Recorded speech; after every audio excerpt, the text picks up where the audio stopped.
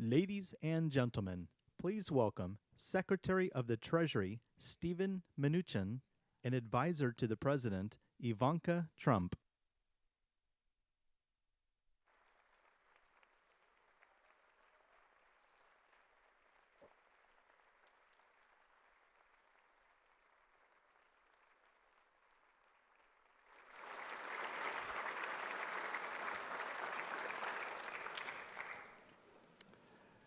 Good evening, everyone.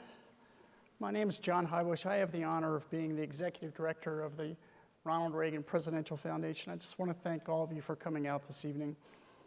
In honor of our men and women in uniform who defend our freedom around the world, if you'd please stand and join me for the Pledge of Allegiance.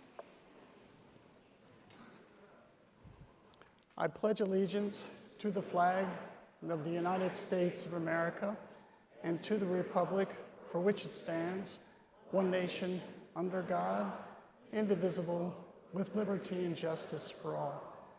Thank you. Please be seated.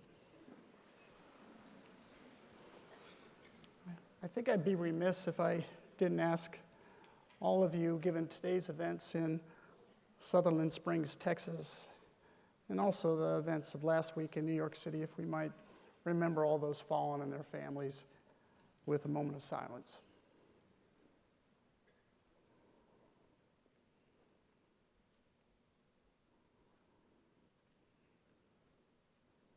Thank you. Before we get started, there are a number of individuals I'd like to recognize to get this evening off. From our Board of Trustees, we have two terrific trustees with us tonight, the former governor of the state of California, Pete Wilson, and Mr. Andrew Littlefair with his wife, Karen. Governor Andrew.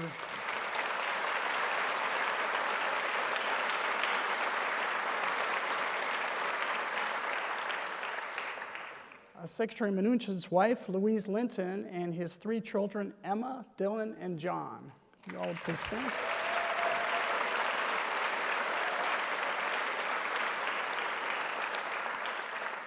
Former Congressman, terrific guy, Elton Gallagly, and his wife, Janice. Elton.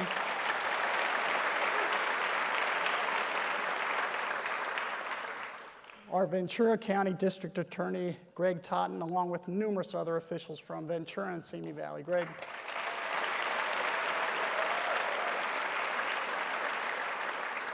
This is special. I want to make sure you all get to know Mr. Q Hong. He is, you'll be delighted when you have your wine this evening. It's from his vineyard. So Q, thanks so much for having us here.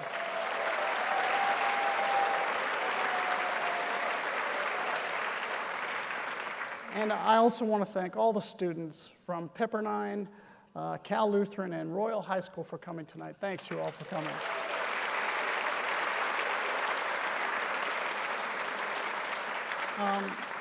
We have a special treat for you tonight. It's a chance to hear from and engage in a conversation with two people that are truly leading the charge for President Trump to renew and reinvigorate one of Ronald Reagan's greatest legacies, and in the process meet one of America's greatest economic needs, the enactment of true and comprehensive tax reform. Now, President Reagan liked to observe, and I quote, "Government does not tax to get the money it needs. Government always finds a need for the money it gets." He knew that without prodding and pushing, Washington will always offer an endless succession of reasons why cutting tax rates, reforming our tax code, and returning money to the American people is just unthinkable. President Reagan, as you all know, fought against such thinking. He was for the little guy.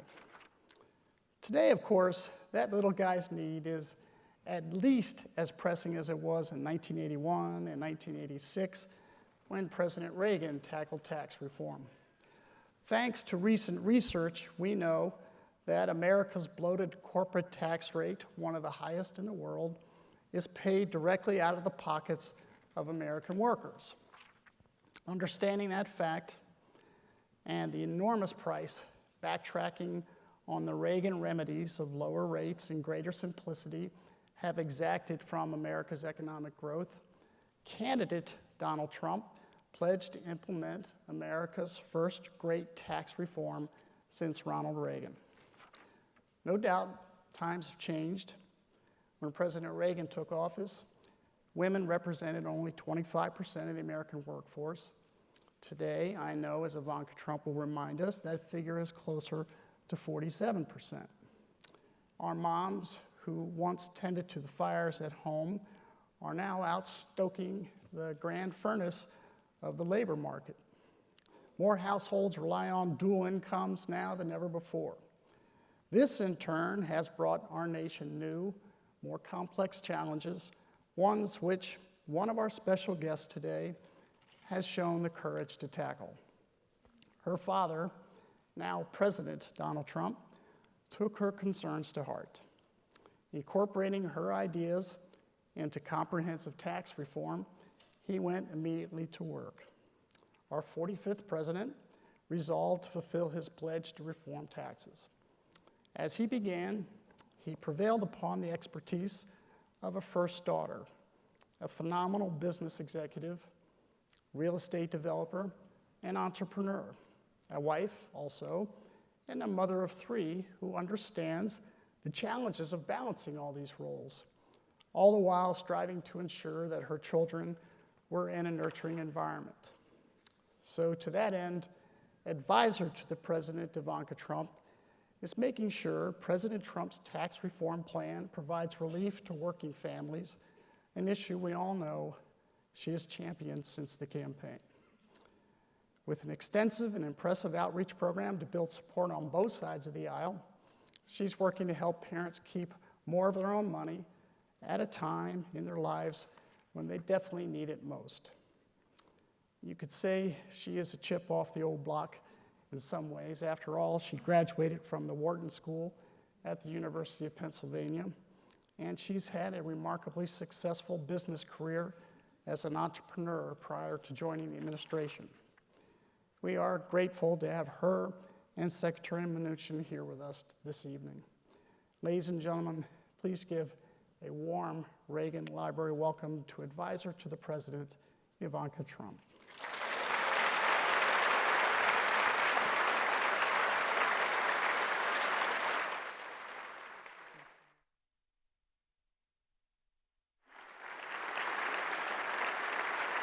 Thank you all. And thank you for that beautiful introduction. Before we get started, I want to take a moment to recognize the horrific events that occurred today in Texas. Words can't adequately describe the grief that we're collectively feeling, but our thoughts and prayers are with the victims and their families. Our blessings and our thanks are to the first responders, and God bless the people of Texas, and God bless America. Thank you for having me here today in a place that pays tribute to one of America's great leaders, a person who gave Americans a new sense of hope, President Ronald Reagan. It's been 3 decades since Reagan passed his groundbreaking tax reform legislation. Over the course of that time, special interests have crept in, and our system has become complicated and burdensome. The composition of our households and our workforce has also changed dramatically. The time has come, and in fact, the time is long overdue, to overhaul and simplify our tax code once again. Since the earliest days of the campaign, the president has committed to passing a bill that achieves the twin goals of lowering business tax rates to spur economic investment, jobs, and wage growth, and providing meaningful middle-income tax relief.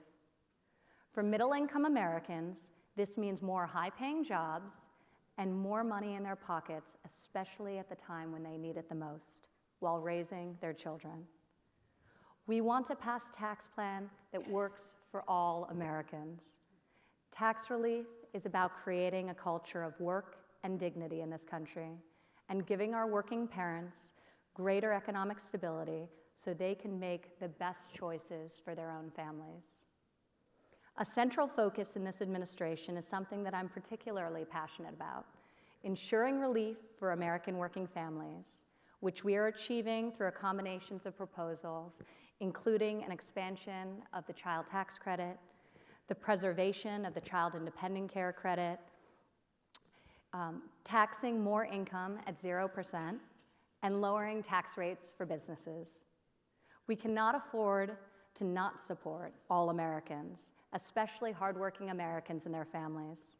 They are the future of this incredible country. It is my honor tonight to introduce someone who has been a champion of tax reform since the earliest days of the administration, Secretary Steven Mnuchin.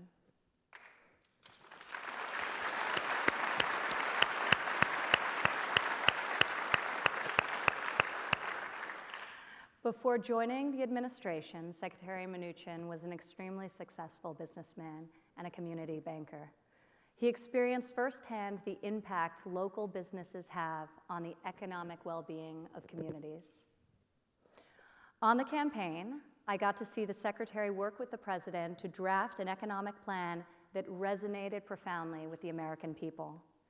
Now I see him work every day with his exceptionally talented team at Treasury, the administration, and members of Congress to make our tax plan a reality.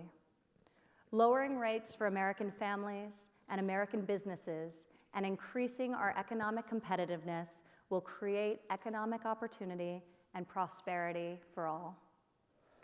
I understand that this month, Secretary Mnuchin is going to be pushing the button to officially start printing bills with his signature on them. Very exciting. So the Secretary is very literally going to be getting into the spirit of putting money back into the pockets of American families. Thank you all for being here tonight to champion much-needed tax reform. It is now my pleasure to introduce the 77th Secretary of the Treasury, Steven Mnuchin.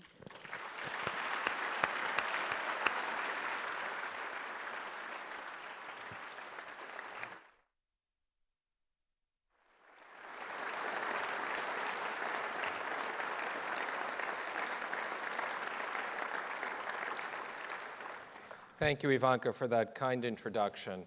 And I would also like to acknowledge the tragic events in Sutherland Springs, Texas today. And our prayers are with all those families and the first responders who are involved. It is good to be back in California. I specifically wanted to come here and speak at the iconic Reagan Library and reflect on the former president and what he did more than 30 years ago. At that time, President Reagan and Congress worked together to pass an ambitious and comprehensive tax plan that he signed into law in 1986. By lowering rates, broadening the base, and allowing the market to make its own decisions, that legislation ignited a period of prosperity that carried our country through the 1990s. In the final 2 years of the Reagan administration, annual real GDP growth was averaging 4.2% each quarter, and the economy was generating an average of over 200,000 jobs a month. We saw rising incomes, increasing labor force participation, and growing output. American investment in that period helped to create the modern economic engine of growth. To pass this legislation, President Reagan knew he had to speak directly to the American people. In an address to the nation from the Oval Office, he spoke of the need to, and I quote, transform a system that's become an endless source of confusion and resentment into one that is clear, simple, and fair for all.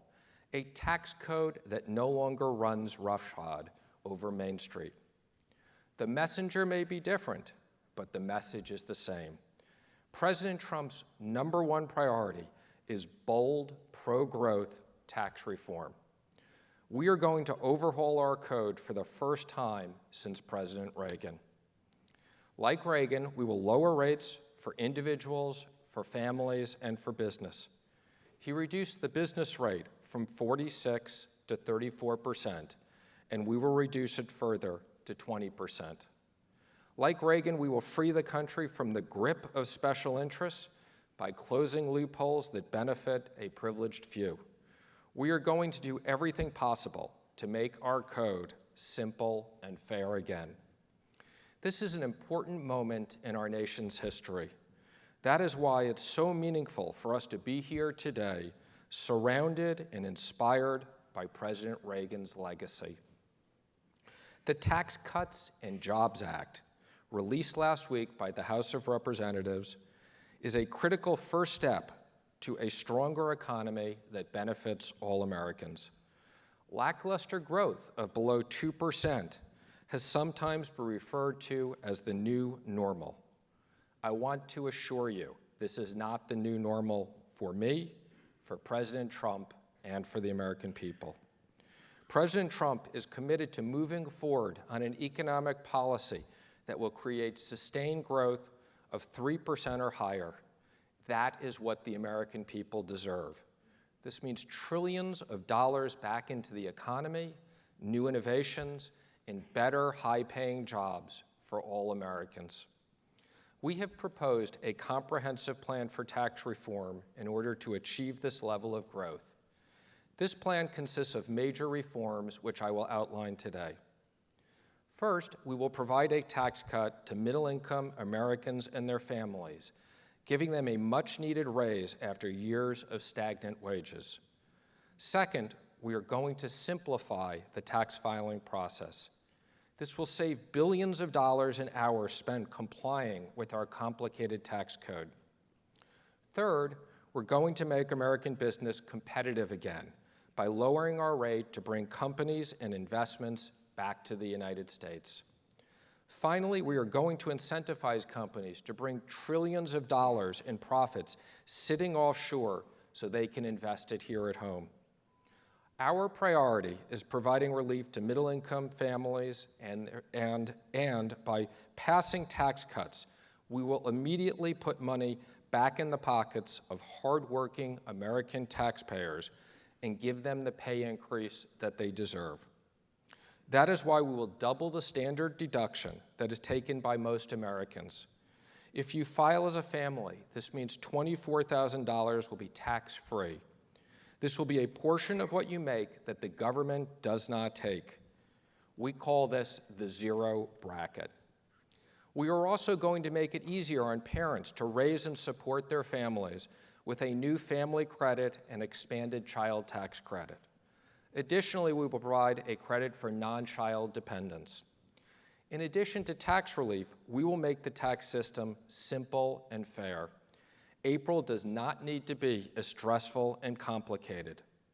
American families and small business spend too much time each year trying to comply with our complex tax code.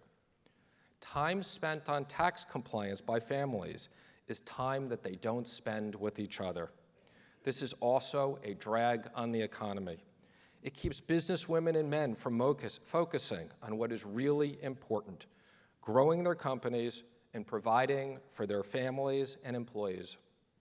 More paperwork is good for lawyers and accountants, but not most American families and small business. Innovating and creating new good jobs and services leads to higher paying jobs for American people. We will make it easier, not harder, to do that. In the plan we proposed, most Americans will be able to file their tax returns on a single sheet of paper. They will no longer have to worry about saving receipts, filing for extensions, or hiring an accountant. We will accomplish this by eliminating special interest loopholes that benefit the well-connected. Taking standard deduction will be easy, and it will be impactful. We can only grow the economy for everyone if American business are allowed to compete fairly with the rest of the world. Our business tax rate today is the highest in the industrial world. This is simply not acceptable. Our average economic competitor has far lower business rates than ours. This ends up hurting American workers and consumers. It encourages companies to move overseas and build their factories and products elsewhere. We are going to lower the business rate to 20%. This will put our companies and our workers on a level playing field with the rest of the global economy.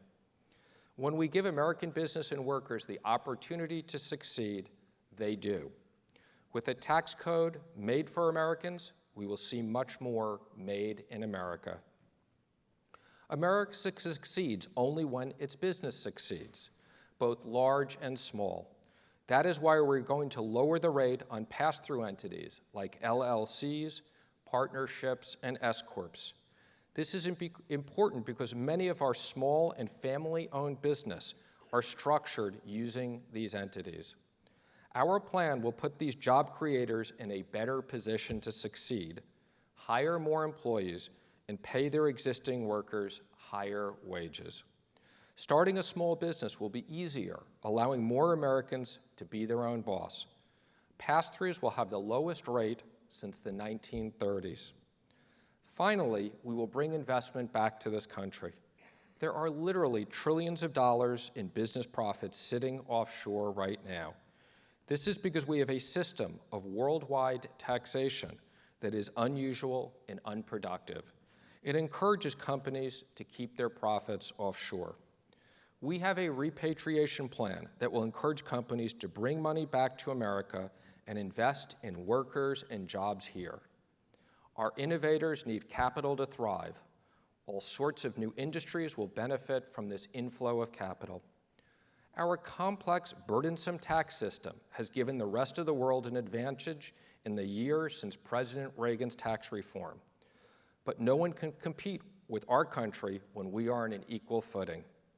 America's entrepreneurs, workers, and business are the best in the world.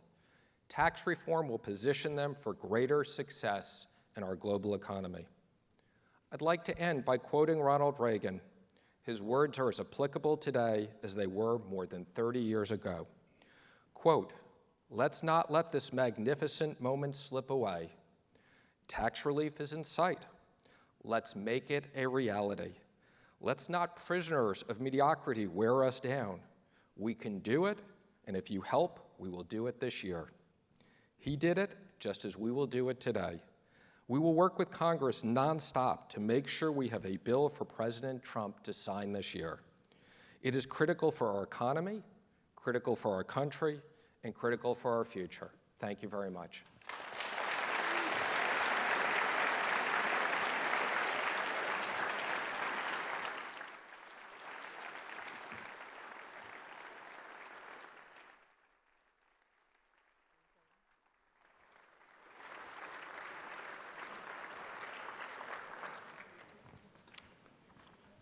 Thanks so much, Mr. Secretary. And Ivanka, thank you so much for coming as well. Thank you. I thought I'd start it off, Ivanka, by asking, your father has embarked on a number of truly important quests for this country, but it seems to me at this point in his presidency that this tax reform plan is probably his number one priority above all. Would you agree? And if so, can you talk to us a little bit about it? It's the top administration priority, it's the top legislative priority, and we are collectively laser focused. I decided to return early. I was in Japan from the trip in part because of the importance of this, as did Secretary Mnuchin decide to stay here in America to campaign and share with the American people what the plans are and to work with Congress on both sides of the aisle to make it a reality. So we are deeply committed to tax reform as really the centerpiece of our plans for economic growth. That coupled with an aggressive program of deregulation will lead to tremendous GDP growth going forward, as we've already started to see the fruit of deregulation in the form of what's happening with wage growth for the first time in a very long period of time, and the very high levels of the stock market. But we view tax reform as highly complementary and really a very critical component to the core economic plan for the administration. Right. Mr. Secretary, you referenced President Reagan a few times, and it was over 30 years ago, but to me, this feels like for the Trump administration and for yourself as his Treasury Secretary, this is history in the making, isn't it? This is really going to be a landmark piece of the Trump administration. It clearly is, and that's why we're here, because I can't think of a better comparison to what was a landmark piece of President Reagan's legacy. And in the same way, we will create economic growth, we'll create opportunities, we'll create jobs, and this will be the beginning of returning the economy back to where it should be with higher economic growth.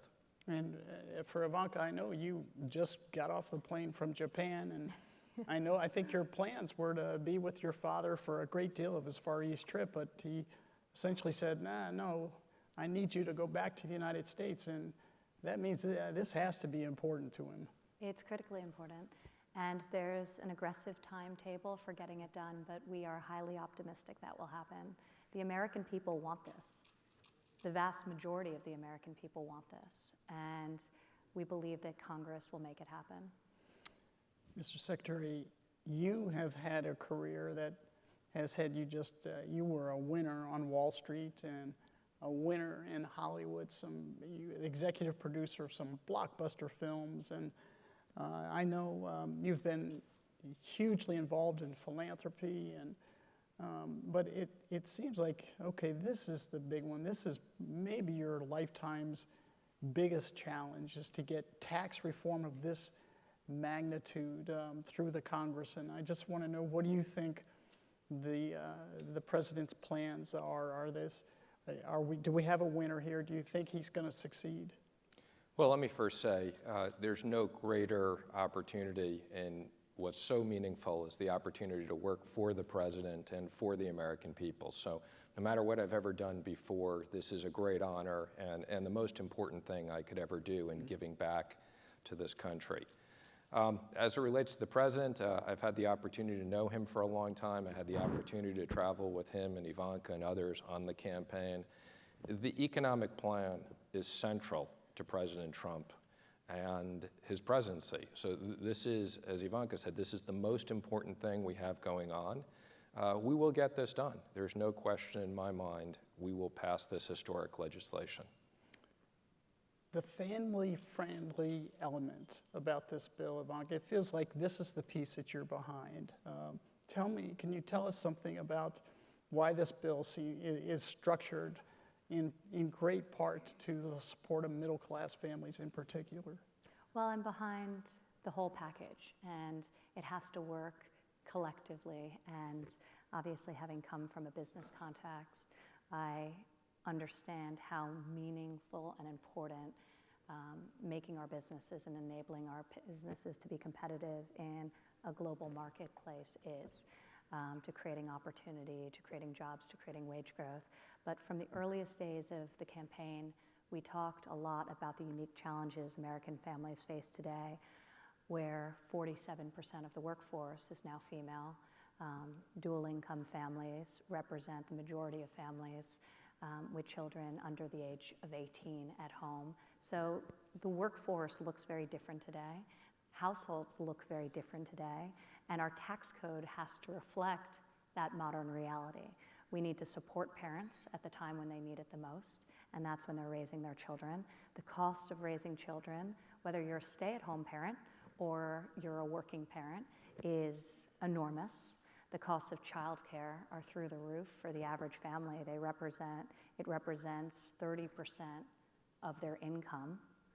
It's unsustainable in many senses. So as part of this plan, we have really a multi-pronged approach to providing meaningful tax relief to middle-income families, of course, cutting the rates, expanding the child tax credit, and expanding the number of people who have access to it by lifting the income of families that can apply for and benefit from the credit very materially. So right now, if you're making $75,000 or under, you have access to the CTC. Under this plan, a family will be making $230,000 or under, or an individual $115,000 or under will have access to the child tax credit.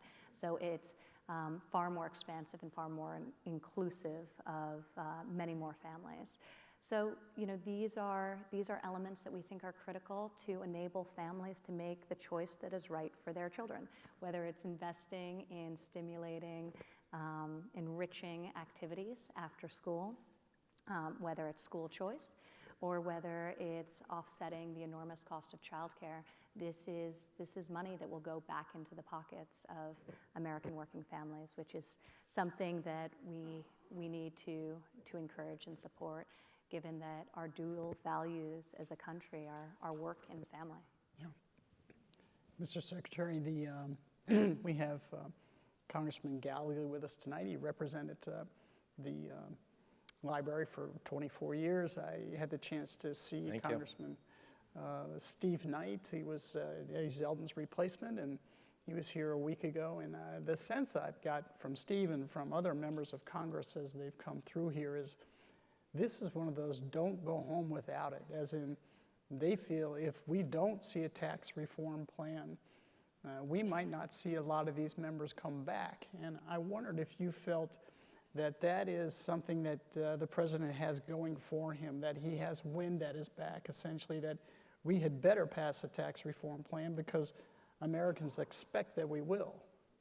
Well, I'd say the reason why we're going to get this tax reform, as you just said, is because Americans deserve this. This is about making business competitive. How can we have our businesses compete when their rates are 35% and everybody else's rates are in the 20s?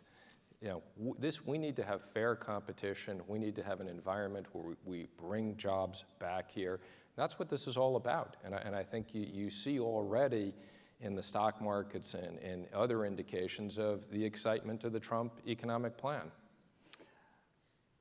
Ivanka, the child care tax credit that's presently in the bill, the deductions taken, in your opinion, is it just fine? Is it at the level that we should see passed, or do you think it should be expanded? Is there a way you think it can be even improved upon as the House and the Senate banter this about?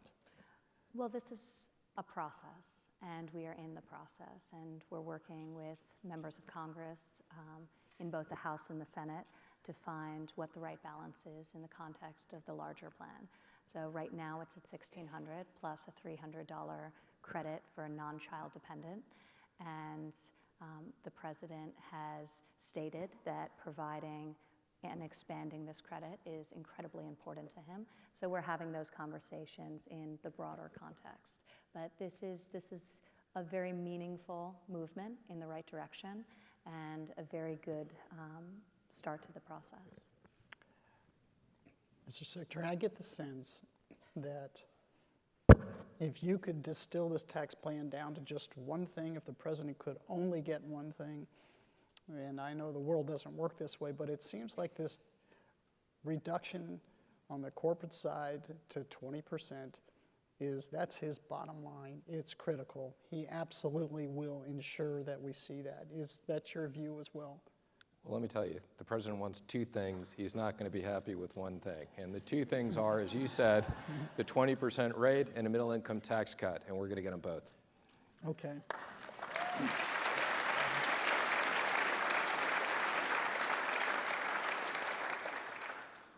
The both of you, I know, Ivanka, I think you were up on the Hill last week. Mr. Secretary, I bet you're there 20 times in the course of the next few weeks.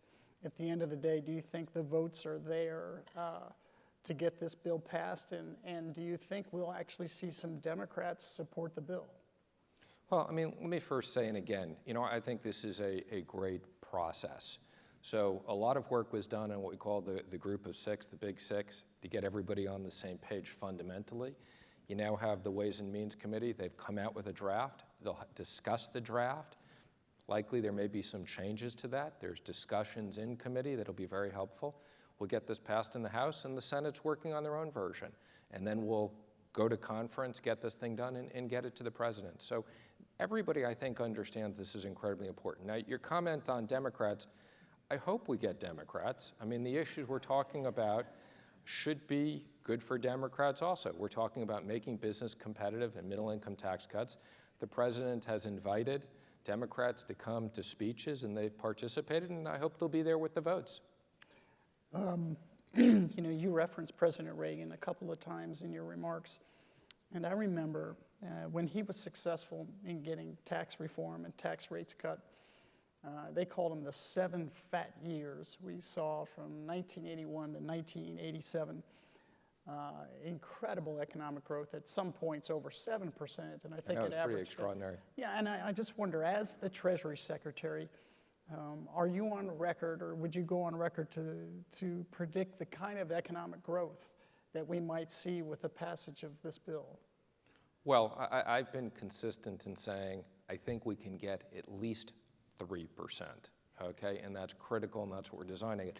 I may make the comment that President Trump thinks substantially higher, and I have the Wall Street Journal signed in my office. I won't tell you the number he has on there, but it's higher than 3%. Last week, when the House put the bill out, I think I recall seeing Speaker Ryan sitting on one side of President Trump and Kevin Brady, the chairman of the House Ways and Means Committee, on the other side, and they each held up, it looked like a similar... Yeah, it was a little postcard. A postcard, It's about the size of that you're carrying. Exactly, and so I wonder, in your opinion, I know there's a lot of people that have to file, will still have to file lengthy tax returns, but it looks like the idea here is that a majority of Americans, or many, many millions, their tax form will literally be about this big. Do you think that's really possible? It will be. And, I oversee the IRS. We have over 70,000 workers. And trust me, they're looking forward to tax simplification. Yeah.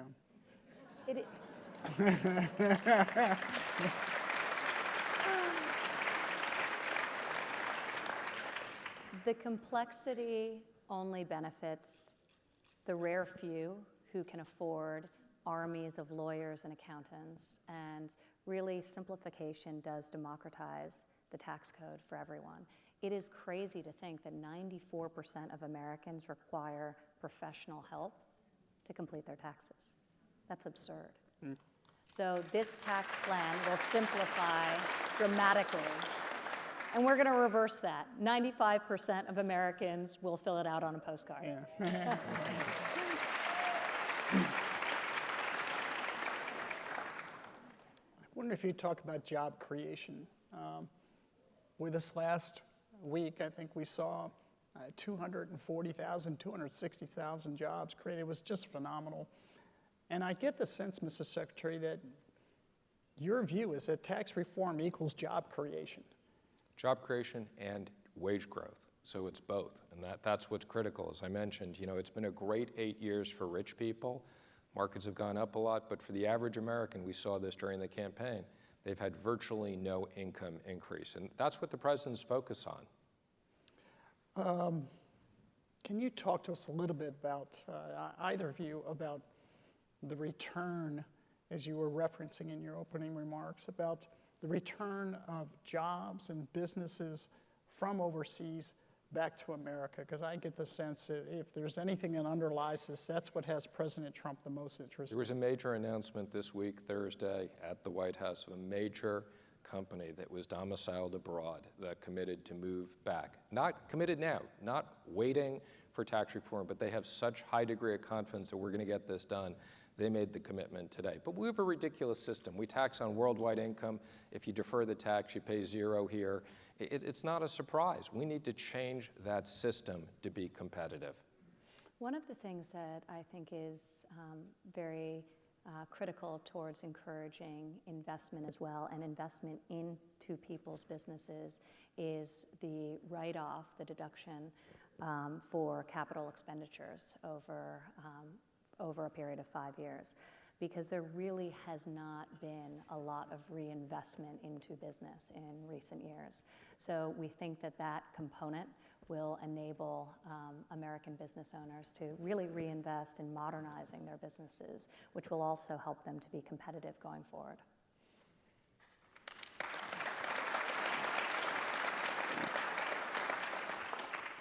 Okay, so we're in California. Here it comes. Yeah. I know the question. Yeah, go ahead and answer. No, go ahead. Yeah, I don't like to ask it. Like New York, like New Jersey, You know, we suffer, under Democrat rule. We've got the property taxes through the roof, and our state taxes are as ridiculous.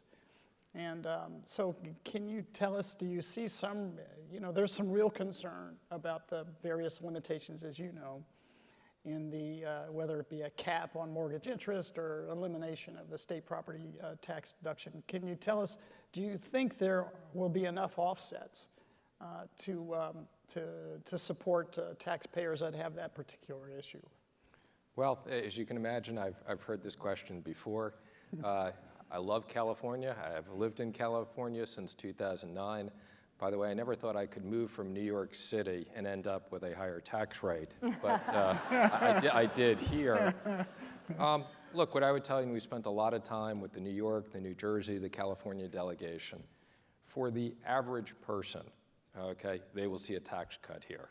For people making $200,000 and $300,000, they will see a tax cut. For people making $1 million, if it's wages, not necessarily pass-throughs, they will see a tax increase. And as President Trump has said, this is not about tax cuts for rich people. This is about tax cuts for the middle class and for competitive and reasons in business. And I think, look, fundamentally, as much as I love California, getting the federal government out of the business of subsidizing the states is the right thing. So we've tried to strike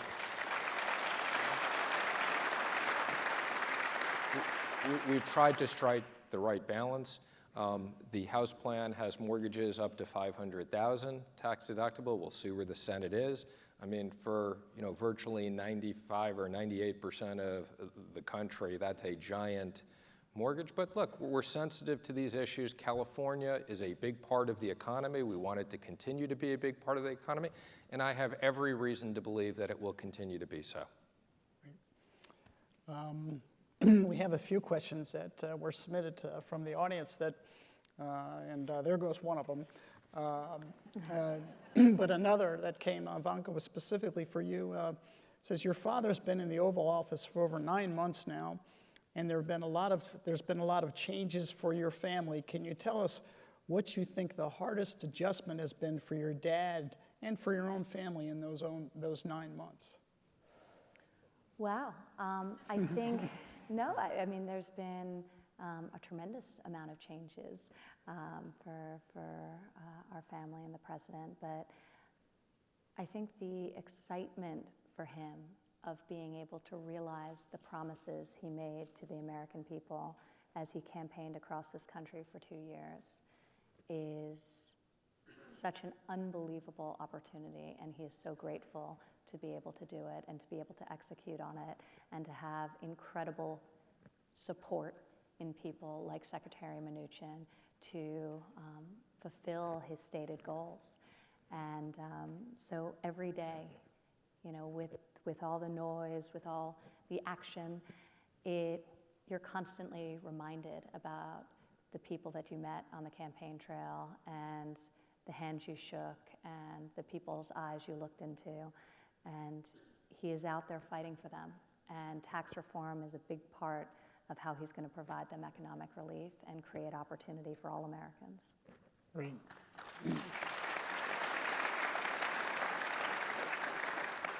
Well, we are about out of time, and I know the two of you are off to continue to promote the president's plan across the country. So I just want to say on behalf of everyone here and